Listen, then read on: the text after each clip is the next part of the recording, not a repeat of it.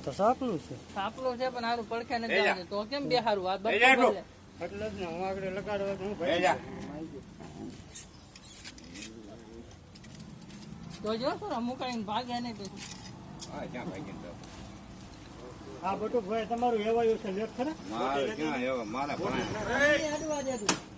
કોના રાખે બાલો નથી ને વિક્રમભાઈ એ નથી બહુ ભણે આગળ જાવ સૂર્યા તું શું બોલામણ દીધો કુતરે આવજ ના જડબા ફાડી નાખું જો તો પડખે નથી